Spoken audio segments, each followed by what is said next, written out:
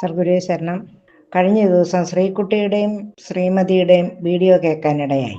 അതിനകത്ത് ഒരു ശരിയായ വാചകം വന്നിട്ടുണ്ട്. കാരണം ഒരു പുനർജന്മം, അമൃതാജനനിക്ക് പുനർജന്മം കിട്ടി എന്നാണ് അതിനകത്ത് അവൻ പറഞ്ഞിരിക്കുന്നത്. ശ്രീമതി അല്ലെങ്കിൽ ശ്രീകുട്ടി. അപ്പം ആ പുനർജന്മം കിട്ടിയിട്ടുണ്ടെങ്കിൽ ചന്ദ്രബാബുവിൻ്റെ സഹോദരന് ഒരു പുനർജന്മം കൊടുത്തൂടെ? ഇവർക്കതിന് സാധിക്കുമോ? അതിവർ ചെയ്യണം. വെറുതെ ബളബള എന്ന് പറഞ്ഞിട്ട് കാര്യമില്ല. പുനർജന്മം ഒരാൾക്ക് മാത്രമല്ലല്ലോ ആകാവുന്നത്. അങ്ങനെ പുനർജന്മം കിട്ടിയിട്ടുണ്ടെങ്കിൽ അത് എല്ലാ ജനങ്ങൾക്കും മനസ്സിലാകത്തക്ക തരത്തിൽ മറ്റൊരു പുനർജന്മം കൂടി ജനങ്ങളെ ബോധ്യപ്പെടുത്തത്തക്ക രീതിയിൽ കാണിച്ചു കൊടുക്കണം. അതിനാണ് ചന്ദ്രബാബുവിൻ്റെ സഹോദരനെ കൂടി പുനർജന്മം കൊടുക്കാൻ അവരോട് പറയണമെന്ന് ഞാൻ പറയുന്നത്. രണ്ടാമത്, ഗുരു ജനിക്കുന്നതിന് മുമ്പേ ദൈവത്തിന് ചില നിശ്ചയങ്ങളുണ്ടാവും. ആ ദൈവനിശ്ചയമാണ് ഗുരുവിൻ്റെ വീട് വിട്ടു പോകുന്നതും. ദൈവനിശ്ചയം നടപ്പാക്കിയത് കൊണ്ടാണ് ഇന്ന് ഈ സ്ഥാനത്തിരുന്നു കൊണ്ട് അധികാരമോഹത്തിൽ, വ്യാമോഹത്തിൽ ഗുരുവിൻ്റെ കുടുംബത്തെ കുറ്റപ്പെടുത്തുന്നത്. ഏതെല്ലാം തരത്തിലുള്ള കഷ്ടപ്പാടുകളും ബുദ്ധിമുട്ടുകളും അനുഭവിച്ചു ഗുരു എന്ന് പറയുന്നുണ്ടെങ്കിൽ, അതിന് സത്യമുണ്ടെങ്കിൽ, ആ വാക്കുകൾ മനസ്സിൽ തൊട്ടാണ് പറയുന്നതെങ്കിൽ, ഒരു ബുദ്ധിമുട്ടും അനുഭവിക്കാതെ കണ്ട് ഗുരു ഇരുന്ന പ്രസ്ഥാനത്തിനകത്ത് കയറി ഇരുന്നു കൊണ്ട് മറ്റുള്ളവരെ വിമർശിക്കുകയും ആ പ്രസ്ഥാനത്തെ നശിപ്പിക്കുകയും മന്ത്രതന്ത്രാദികളാൽ ഏതെല്ലാം തരത്തിൽ അവിടെ നാശനഷ്ടങ്ങൾ വരുത്തുകയും ചെയ്തിട്ടുണ്ടോ, അതിൻ്റെ എല്ലാം അവകാശികളാണിവർ. സ്വന്തം മനസ്സിനെ ഒന്ന് പാകപ്പെടുത്തുന്നത് വളരെ നല്ലതാണ്. ഇതുപോലെ എത്ര വിഡ്ഢിത്തരങ്ങളാണ് ഇവർ വിളിച്ചു കൂവിയിരിക്കുന്നത്. ഇത് ഞാനൊന്ന് ചോദിച്ചോട്ടെ, ചന്ദ്രബാബുവിന് ഗുരു ജനിക്കുന്നതിന് മുമ്പേ ചന്ദ്രബാബു ജനിച്ചായിരുന്നെങ്കിൽ ഗുരുവിനെ അന്വേഷിക്കാൻ പോകാമായിരുന്നു. അത് ചെയ്യാതെ പോയത് പ്രകൃതിയുടെ നിയമമല്ലേ?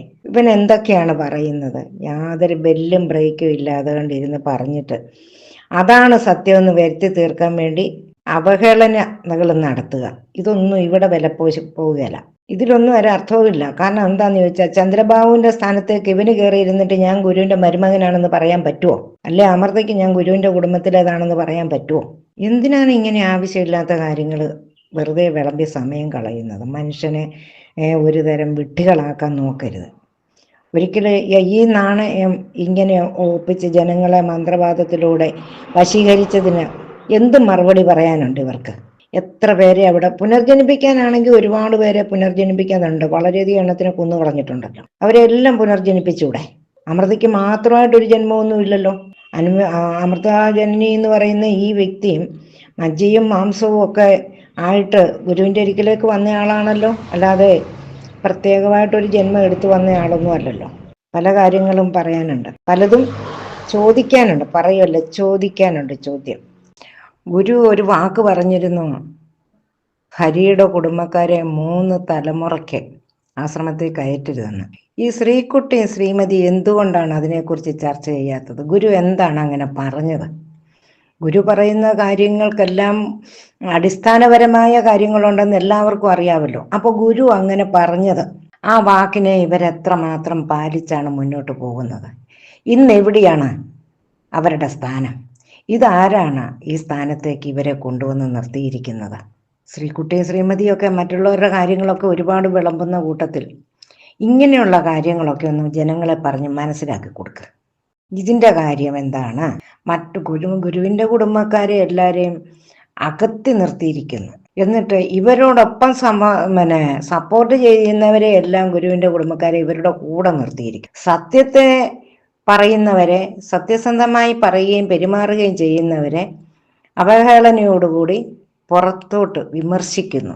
അല്പമെങ്കിലും ഉളുപ്പുണ്ടോ ശ്രീകുട്ടി? ഇതൊക്കെ ജനങ്ങൾ പൊട്ടരാണ്. പണ്ട് ഒരവസരത്തിൽ ഇവളെല്ലാവരുടെയും മനസ്സ് കെട്ടിയിട്ടിരുന്ന കാലത്ത് അന്ധരായിട്ട്, കണ്ണു കാണാൻ മേലാത്ത അന്ധരായിട്ട് ഒരു സിനിമയ്ക്കകത്ത് കാണുന്നതിൽ കിടന്ന് തപ്പി. ഇന്ന് അതല്ല. ഇന്ന് അന്ധത മാറിയ മനുഷ്യരാണ്. അതുകൊണ്ട് നിങ്ങൾ കൂടുതൽ കാര്യങ്ങൾ സംസാരിക്കാതിരിക്കുക.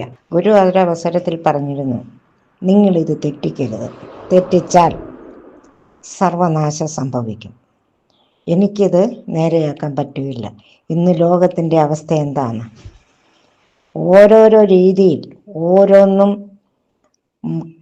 കാലവർഷക്കെടുതികളായിട്ടും വെള്ളപ്പൊക്കമായിട്ടും കാറ്റും എല്ലാമായിട്ട് ഓരോ ഭാഗങ്ങൾ ഇല്ലായ്ക ആയിത്തീരുകയാണ്. പിഞ്ചു കുഞ്ഞുങ്ങളെ നശിപ്പിച്ച് കളയുന്നു. എവിടെയും കള്ളവും വ്യഭിചാരവും മോഷണങ്ങളും ഇങ്ങനെയുള്ള നിരവധി അതിക്രമങ്ങളാണ് നടക്കുന്നത്. അപ്പോൾ ഇതിൻ്റെ എല്ലാം പിന്നിൽ വന്നിരിക്കുന്നത് ശാന്തിഗിരി ആശ്രമത്തിനകത്ത് നടന്നിരിക്കുന്ന ആ നീചമായ പ്രവൃത്തി, അതായത് തെറ്റിക്കരുതെന്ന് പറഞ്ഞ ഗുരു പറഞ്ഞ വാക്കിനെ തെറ്റിച്ചതിൻ്റെ പ്രതിഫലനമാണെന്ന് ഒരു നിമിഷമെങ്കിലും ചിന്തിക്കുന്നുണ്ടോ? ചിന്തിക്കണം. അതാണ് ഇന്നിവിടെ നടന്നുകൊണ്ടിരിക്കുന്നത്. ഒരു ആശ്രമം ഉണ്ടാക്കിയിട്ടുകൊണ്ട് ഇതൊന്നും നമ്മളിൽ ബാധകമല്ല എന്ന് വിചാരിച്ച് അനങ്ങാതെ ഇങ്ങനെ പാറ പോലെ ഇരിക്കാമല്ലോ, വായും മൂടിക്കിട്ടി, ഇല്ലേ? അനുഭവിക്കുന്നത് പുറത്തുള്ളവരല്ലേ. ലോകം നശിച്ചില്ലേ? ലോകത്തെ നശിപ്പിച്ചില്ലേ? ഇതൊന്നും ഇതിനെക്കുറിച്ചൊക്കെ എന്തുകൊണ്ടാണ് ഈ ശ്രീകുട്ടിക്ക് പറയാൻ കഴിയാത്തത്? സദ്ഗുരുവേ ശരണം.